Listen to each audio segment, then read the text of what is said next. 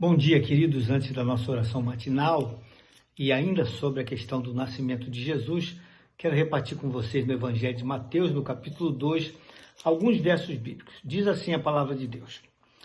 Tendo Jesus nascido em Belém da Judéia, em dias do rei Herodes, eis que vieram uns magos do Oriente a Jerusalém e perguntavam: onde está o recém-nascido rei dos judeus? Porque vimos a sua estrela no Oriente e viemos para adorar. Tendo ouvido isso, alarmou-se o rei Herodes e com ele toda Jerusalém. Então, convocando todos os principais sacerdotes e escribas do povo, indagava deles onde o Cristo deveria nascer. Em Belém da Judéia, responderam eles, porque assim está escrito por intermédio do profeta. E tu, Belém Efrata, terra de Judá, não és de modo algum a menor entre as principais de Judá, porque de ti sairá o guia que há de apacentar o meu povo Israel. Com isto, Herodes, tendo chamado secretamente os magos, inquiriu deles com precisão quanto ao tempo em que a estrela aparecera. E enviando-os a Belém, disse-lhes: ide informar-vos cuidadosamente a respeito do menino, e quando o tiverdes encontrado, avisai-me, para que também eu possa ir adorá-lo. Depois de ouvirem o rei, partiram. E eis que a estrela que viram no oriente os precedia, até que chegando parou sobre onde estava o menino.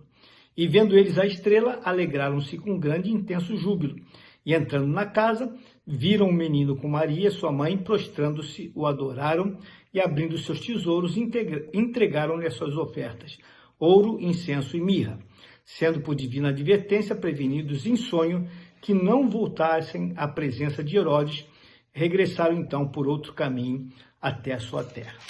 Meus queridos, mais uma vez, nós temos aqui algum acontecimento muito especial.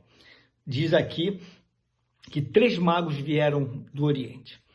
Astrólogos, alguns estudiosos das estrelas, dos movimentos, dos tempos, pessoas sábias, pessoas que lidavam com esse tipo de coisa. Mas, de alguma maneira, esses homens entenderam que uma estrela havia apontado no céu e ela indicava para o prometido Messias dos judeus. Por que esses homens sabiam disso? Provavelmente, por intermédio de Daniel, um jovem que também séculos e séculos antes foi levado cativo para a Babilônia, tornou-se um dos principais sábios do reino de Nabucodonosor e ali repartiu com outros homens também estudiosos os seus conhecimentos, sobretudo a respeito das promessas de Deus para o povo de Israel. E aqui estão esses homens, eles vieram do Oriente, muito provavelmente dali da região da Babilônia, para adorar o rei dos judeus, que, segundo eles entenderam pelas estrelas, havia nascido, havia chegado o momento. E quando chegaram em Jerusalém, começaram a perguntar onde estava o recém-nascido rei dos judeus e foram ao palácio, lugar talvez mais óbvio de encontrar um rei, que seria justamente aonde tivesse o rei atual, seria um herdeiro, mas não era ali. E eles então começaram a perguntar na cidade. O próprio rei Herodes ficou bastante preocupado com isso, começou a inquirir a classe religiosa para saber a respeito do Messias. Preste atenção à conexão. Agora estão em busca do Messias, resgatando aquele da promessa, aquele que eu já falei para vocês que as escrituras apontavam que viria. E aqui, então, mais uma vez, aqueles homens estudiosos da palavra disseram: ele virá de Belém, da pequena cidade de Belém, e ele será o guia que há de apacentar o meu povo Israel, segundo diziam os profetas da parte de Deus. Com isto, diz aqui que o Herodes procurou falar com aqueles homens quando exatamente a estrela tinha aparecido e tudo mais, e disse que eles fossem até Belém, que procurassem saber a respeito do menino, porque ele queria saber para ir lá logo após adorá-lo. Só que não. Esse homem estava querendo já desde agora conspirar contra esse que poderia ser um rei que ocuparia o seu trono e deixaria assim a sua linhagem de fora do trono. Ou seja, Jesus já começa a ser rejeitado aqui, porque homens maldosos estão pensando em si próprios, nas suas próprias questões pessoais. Ele diz aqui então que esses homens saem dali da presença do rei e eles novamente veem a estrela aparecendo no céu que os conduz até o menino. Mais uma vez, um milagre, um discernimento espiritual, porque uma estrela no céu não pode guiar alguém até uma pessoa. Isso, pelo menos, do ponto de vista prático.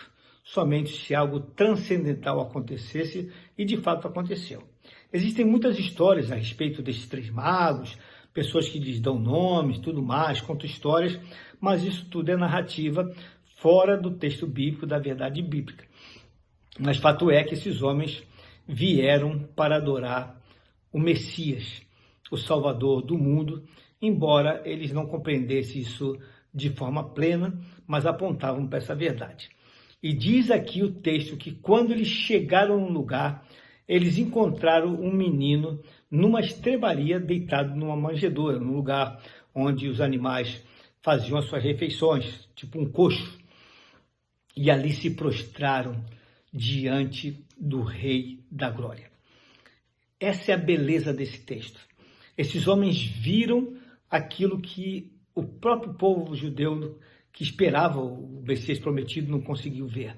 O Salvador, o Senhor da Glória, vindo ao mundo, o Deus encarnado, ali deitado numa manjedoura, numa situação humilde, simples, numa situação de emergência até, porque não havia lugar para Jesus, para Maria e para José na cidade, eles não tinham nem como ficar na estalagem, ficaram no lugar onde se guardavam os animais à noite, e ali esses homens se prostram perante Jesus e oferecem a ele ouro, incenso e mirra. E esses três presentes preciosíssimos, que foram importantes depois para a utilização de José e de Maria na viagem que tiveram que fazer fugindo para o Egito, tem símbolos preciosos aqui a respeito da pureza, da realeza, do sacerdócio e de tudo mais que essas coisas representam na pessoa de Jesus Cristo.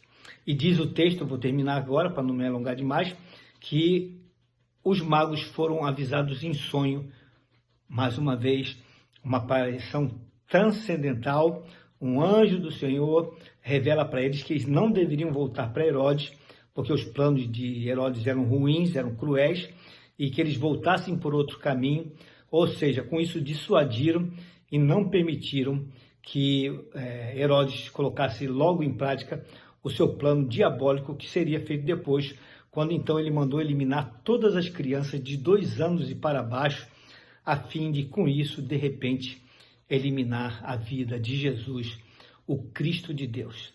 Ou seja, Deus veio ao mundo e os seus o rejeitaram.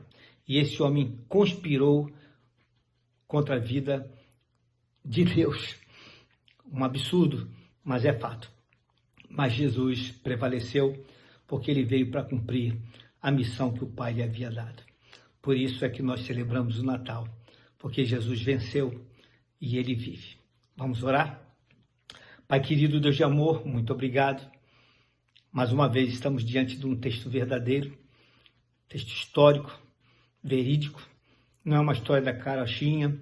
Esses homens não são personagens alegóricos que aparecem para fazer uma historinha bonita para o Natal. São homens que entenderam o tempo de Deus, saíram de longe, vieram para adorar o Cristo de Deus, o Messias prometido, que havia sido prometido por um outro povo, mas era, ainda que eles não soubessem, é o Rei das nações, o Rei do próprio universo. E com isso vieram, tiveram sensibilidade para ver o menino, o Salvador. Estavam apenas diante de um infante, de um menino desprotegido, numa situação totalmente desfavorável, mas prostraram-se diante do Rei, porque eles conseguiram enxergar essa realidade espiritual de que Jesus é, sim, o Rei dos reis, o Senhor dos senhores. Que possamos também nos prostrar diante dessa verdade, reconhecer o teu senhorio, porque tu és o Senhor de nossas vidas, tu és o Senhor do universo, tu és o Deus encarnado que veio ao mundo para salvar homens pecadores como nós. Muito obrigado, Senhor, porque temos motivo sim para comemorar o Natal, porque o nosso Deus vive e veio para nos dar vida. Santo é o teu nome, agradecemos ao Senhor com todo o coração e o fazemos no nome precioso, esse nome que se eleva sobre todo nome, o nome de Jesus. Amém. Meus queridos, tenham uma abençoada sexta-feira. Fiquem na paz do Senhor.